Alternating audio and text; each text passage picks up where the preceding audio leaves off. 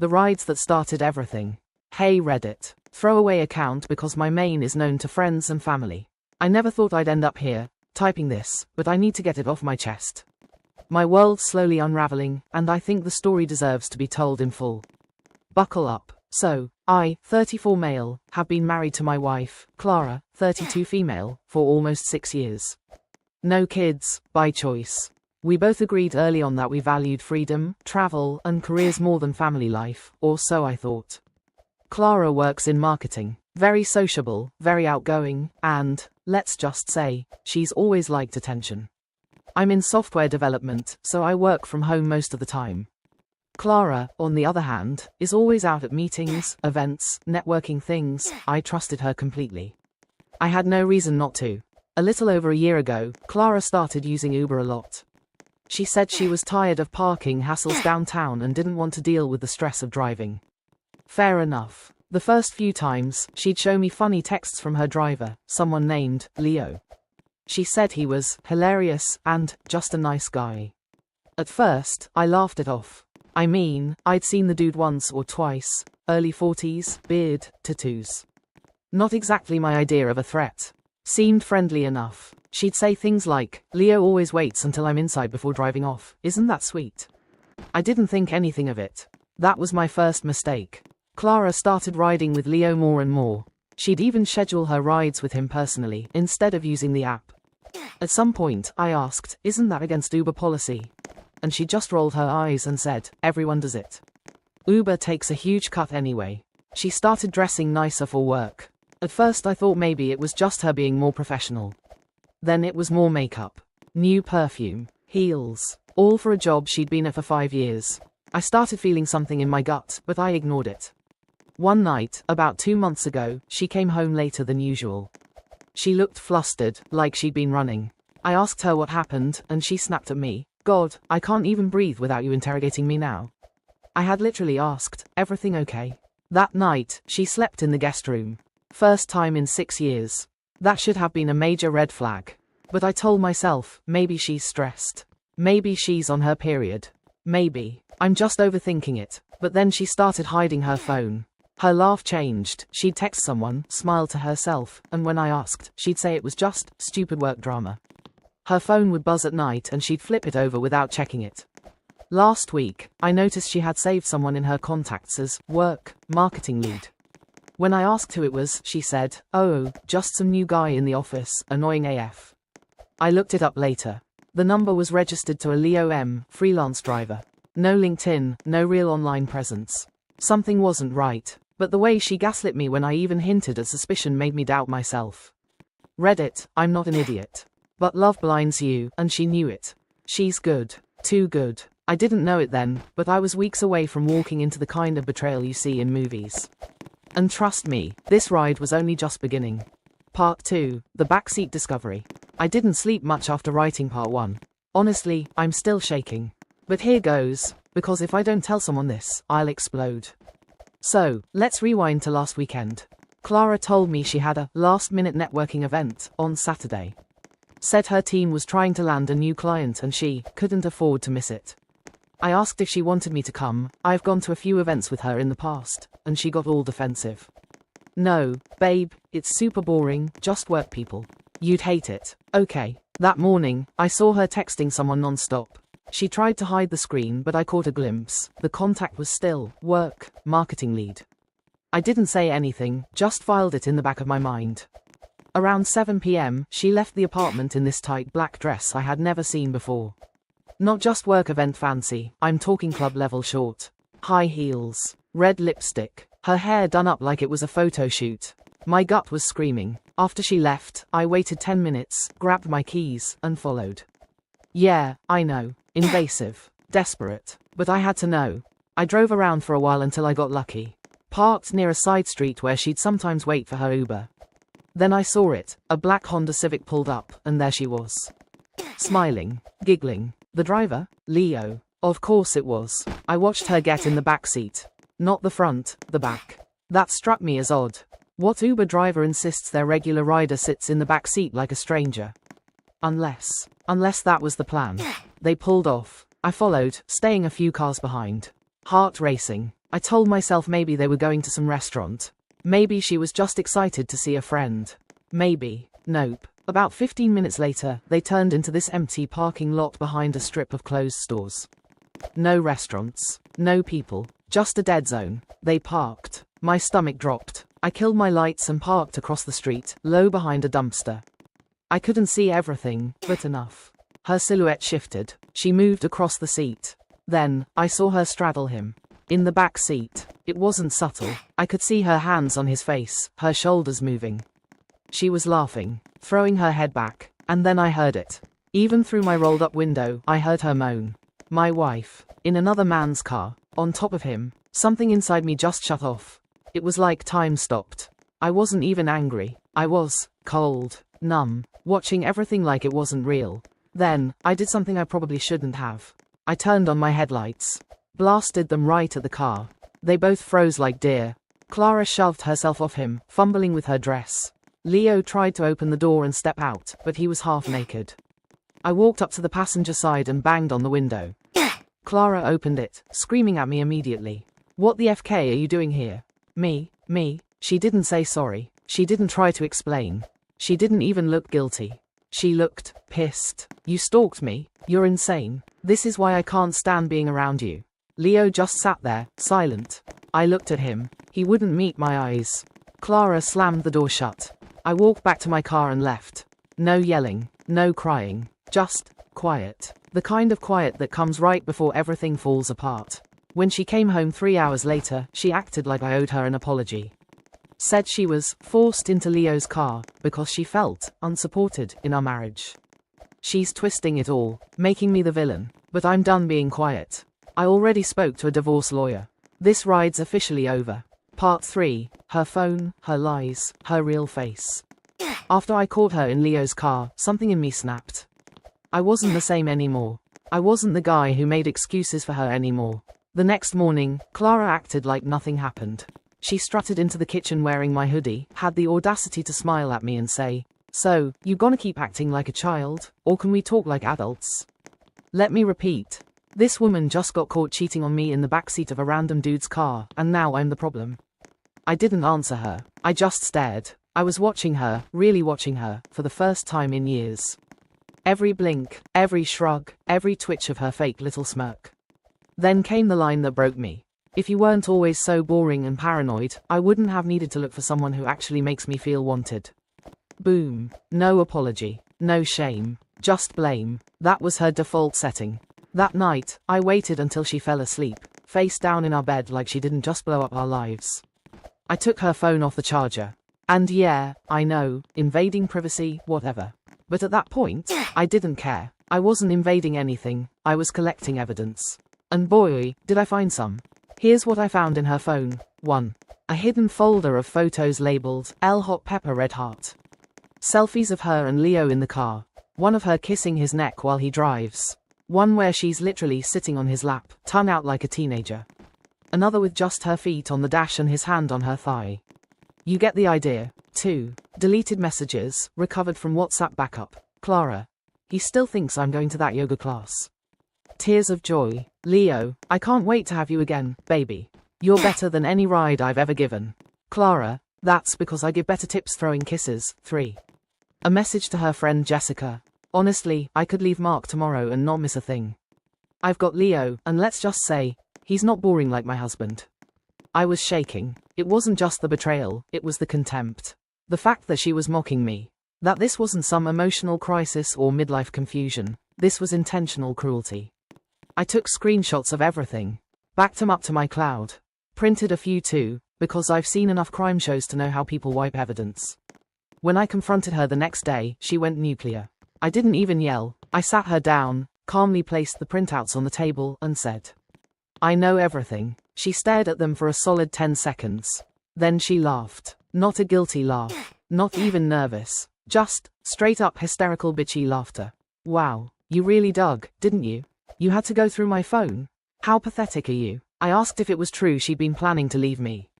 She shrugged. "I thought about it, but you're the one who pays the bills, so I figured I'd ride it out a little longer." "Clearly you ruined that plan." No remorse. No tears. Just this smug, dead-eyed attitude like I was some pawn who finally figured out the game too late. I told her I'd be filing for divorce immediately. She lost it, started crying suddenly, screaming. No, you can't do this right now. I'll look like the bad guy. Just wait a few months, we can stage it. Please, Mark, please. So now she wants me to fake a breakup so she doesn't ruin her public image? Unbelievable. I told her to pack a bag and get out. She screamed, broke a plate, said I was ruining her life, and stormed out. She went to stay with Jessica. Or maybe Leo. I don't care. I changed the locks the next day. Part 4. She tried to ruin me. Karma moved faster. After Clara stormed out and I changed the locks, I honestly thought I'd feel relief. But the truth, I was in shock, numb, like I'd just stepped out of a car wreck and didn't even know if I was bleeding yet. I texted her that night just to be civil, told her things were in the garage, packed in boxes, and she could pick them up when she wanted, but to message me first.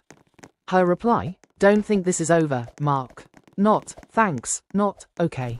Just that. And then things got worse. A few days after that, I get an email from HR at my job.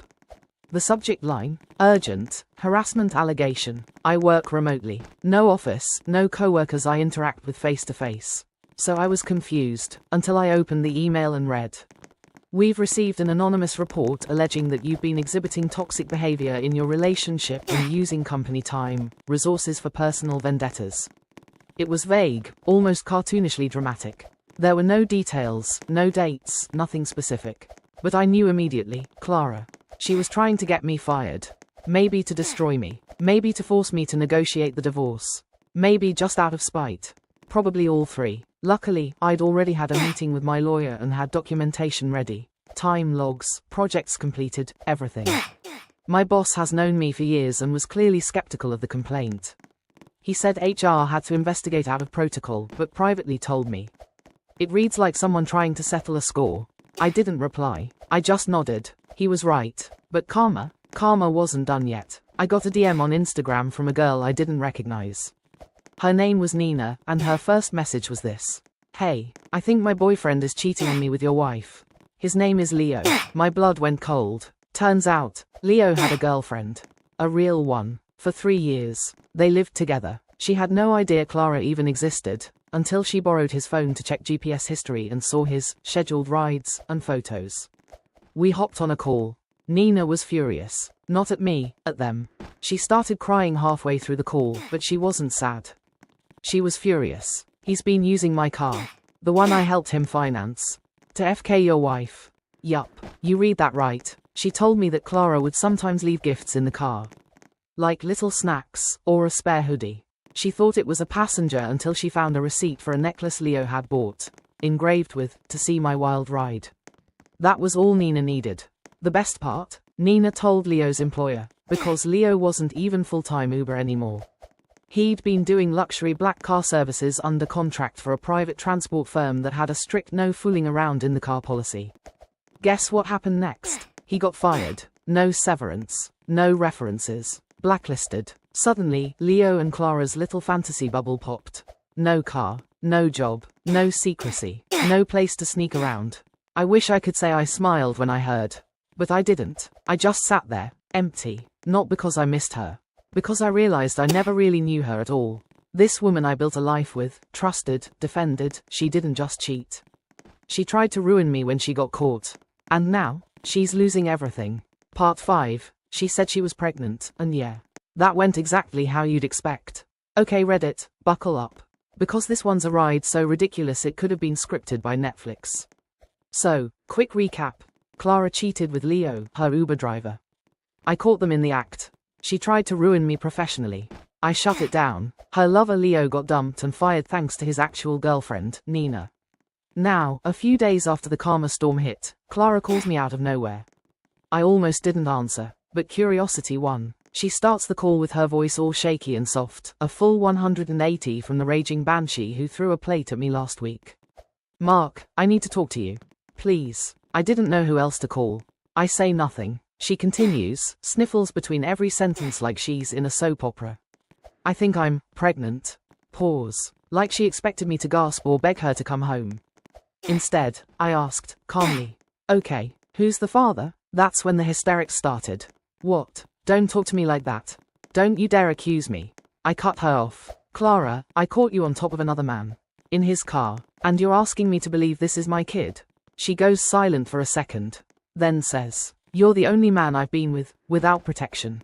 It has to be yours. She literally tried to turn a backseat affair into a miracle baby defense. But here's the thing, Reddit. I got a vasectomy 2 years ago. Yup. Fully snipped. Zero chance. And guess what? She knew that. So I asked, flat out. You remember my vasectomy, right? Dead silence. I wish I recorded her pause. That split second when her entire act imploded. You're lying. I laughed. First time in weeks. Call my doctor. I'll fax you the paperwork. Want me to drive it to Leo too? She screamed and hung up.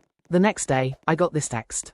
Forget what I said. False alarm. I was emotional. You've changed, Mark. You're cold. You used to love me. No. I used to love someone I thought you were. Big difference. But it didn't end there. That same night, Jessica, her best friend, the one she stayed with, texted me too. She's falling apart. Be the bigger person, Mark. At least hear her out. People make mistakes. Oh yeah? Is 7 months of cheating a mistake? Is trying to get me fired oopsie daisy behavior? I didn't respond. But here's where things got wild. Jessica accidentally leaked something huge. Because she sent that message from the wrong account. Yup. She sent it from Leo's alt account. A burner Instagram he used to message Clara anonymously when Nina was around. How do I know? Because the username was Ride with L, the same one I saw in Clara's deleted message backup. So Jessica wasn't just her friend. She was in on it. Maybe even helping cover the affair. Maybe even involved in other ways. I'll get to that in the next part. All I knew was, this web of lies. It went way deeper than just Clara and Leo. Part 6, the group chat that blew it all open. So I was already reeling from the fake pregnancy stunt, the burner account slip from Jessica, and Clara's endless gaslighting. But what I found next made everything look like child's play. Let me walk you through how it happened. After Jessica accidentally messaged me from Ride with L, I got curious. I clicked on the profile. It had almost no posts, just one meme and a generic car photo. But something about the account's bio caught my eye. No breaks, no rules, just vibes oncoming car fire. Weird, yes, but familiar, because Clara used to say, no breaks, just vibes, sarcastically whenever she talked about her chaotic friend group. So I took a chance. I reset the password on the account using Clara's recovery email. Boom, it worked. She had used her own email to help Leo make the burner account. She was that sloppy. I logged in. What I found was a group DM titled, After Hours Club, with 4 members. Clara. Leo, main account, Jessica. Sasha, Vanilla, another friend I didn't recognize at first. And the chat was a goldmine of betrayal. Highlights from the chat history. Purple circle Clara. Mark is so close to figuring it out. I had to fake cry again lol. He's such a softie, is pathetic. Green circle Jessica. LMAO. You could literally bang Leo in the kitchen and he'd just offer you coffee afterward. Yellow circle Leo. He's got no clue. I still think we should film it one day, smile with horns. Purple circle Clara. Stop loudly crying, he's too vanilla. He wouldn't even know what he's looking at. This wasn't just cheating. This was planned mockery. Full-blown cruelty. And then there was this. Purple circle Clara. Honestly, if I can drag this out another 6 months, I can probably get half the house. He'll settle just to be done. Let me repeat that for the people in the back. He'll settle just to be done. So yeah, Clara wasn't just having fun. She was strategically cheating and waiting for me to break so she could cash out. Oh, and Sasha. I finally realized who she was. A girl I met once at a Christmas party. Clara said she was a co-worker's girlfriend. But in the chat, she said this. Blue circle Sasha. Vanilla. Wait, tell me again why you married him in the first place. Purple circle Clara. Because he was the safe choice. And I needed out of my mom's house. Duh. I don't know what hurt more, the cheating, the gaslighting, or realizing I was never loved in the first place. I was just convenient. A stepping stone. A wallet. A fool. So what did I do with all this? I downloaded everything. Screenshots. Full chat exports. Timestamped. Dated. Sent him to my lawyer. Her family. Nina, Leo's ex, and yes, Jessica's boyfriend, found him through Facebook. Turns out she wasn't as single as she acted either. Within 48 hours, Clara's entire fake life exploded. Part 7. Her parents showed up, so I handed them the receipts. I sent the group chat screenshots out around 10 a.m. on a Wednesday.